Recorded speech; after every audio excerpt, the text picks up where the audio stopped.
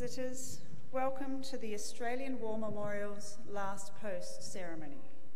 My name is Sharon Bown, and joining us today from the Royal Australian Air Force is Sergeant Kirsten Wallace. We welcome the veterans who have served, those that are still serving, and the families that support them. We acknowledge the members of RSL and Services Clubs Association, RSL Victoria, and RSL Queensland, who are watching the broadcast of this ceremony across Australia. During this evening's ceremony, wreaths will be laid at the base of the Pool of Reflection by visitors to the memorial. Please stand and join in singing the National Anthem.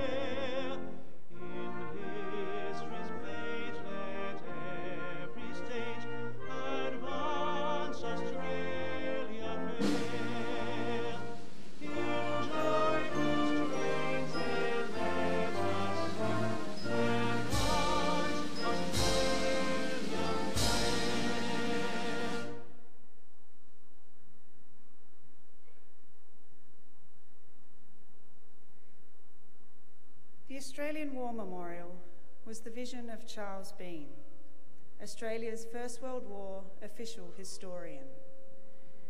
Bean landed with the Australian troops on Gallipoli and stayed with them at the front through to the end of the war. The idea of this national memorial and museum came to him at Pozières, France, in the depths of the bloody fighting of 1916.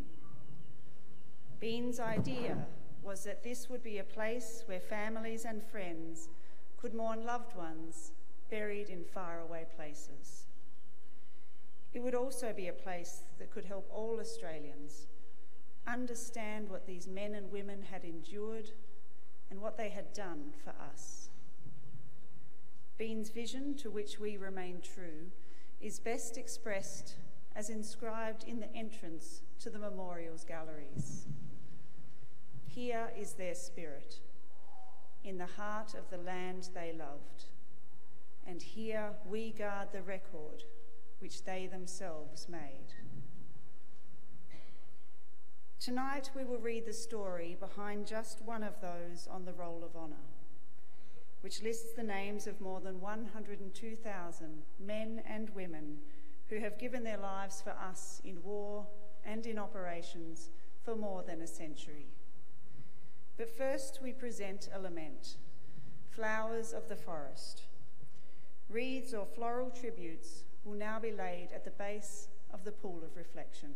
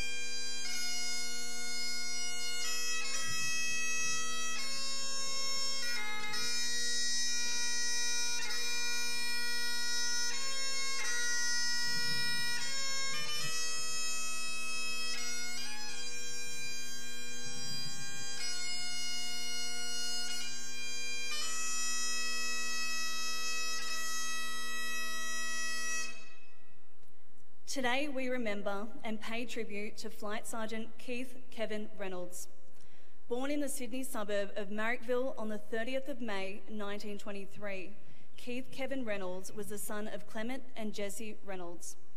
A student before he enlisted, Reynolds volunteered for service in the Royal Australian Air Force in Sydney on the 17th of August 1942, not long after his 19th birthday. He began training as a wireless operator and soon embarked for overseas service.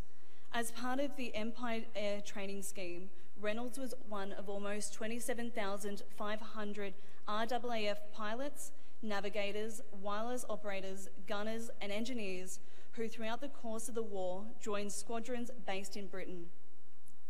After arriving in Britain on the 12th of March 1944, Reynolds undertook further specialist training before being posted to No. 100 Squadron, Royal Air Force in September. As part of Bomber Command, No. 100 Squadron was equipped with the 4-engine Avro Lancaster heavy bomber. On the night of the 3rd of February 1945, the Lancaster, in which Reynolds was a wireless operator, was taking part in a bombing raid on the Prosper Benzel works at Betrope in the Ruhr industrial area of Germany. Reynolds and 5 of his Australian crewmates, Flight Lieutenant Robin Ordle, Pilot Officer Ian Osborne, Flight Sergeant Raymond Kevin McCaskill, and Warrant Officer John Killen, and 1 British crewmate, Sergeant Charles Skerr, were all killed in action. The only member of the crew to survive was the British tail gunner, Flight Sergeant James Harper, who became a prisoner of war and spent the rest of the war in hospital recovering from his injuries. After their bodies were recovered from the crash site, the dead crew were buried in the St. Elizabeth Cemetery in the Netherlands. They were later reinterred into the British and Commonwealth War Cemetery at Mierlo. Keith Reynolds was 21 years old. His name is listed on the Roll of Honour on your right among almost 40,000 Australians who died while serving in the Second World War. A photograph of his headstone is displayed beside the pool of reflection. This is but one of the many stories of service and sacrifice told here at the Australian War Memorial. We now remember Flight Sergeant Keith Kevin Reynolds, who gave his life for us, for our freedoms, and in the hope for a better world.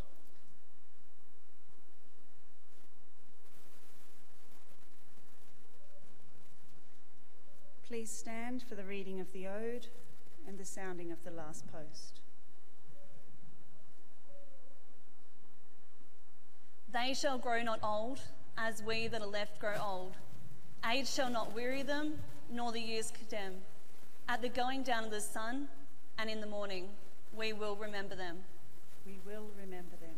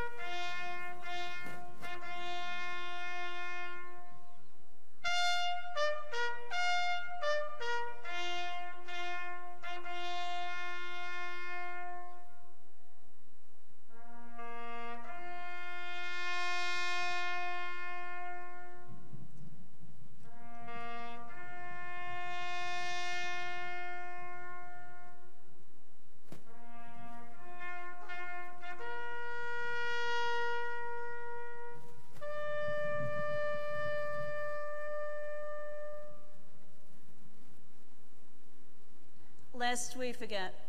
Lest we forget.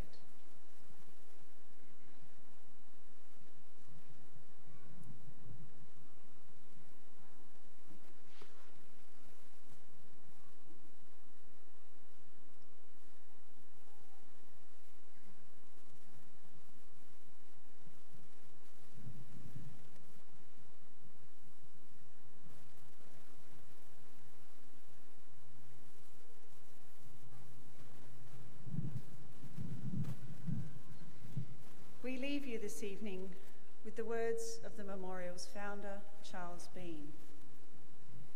Many a man lying out there at Pozieres or in the low scrub at Gallipoli, with his poor, tired senses barely working through the fever of his brain, has thought in his last moments, well, it's over.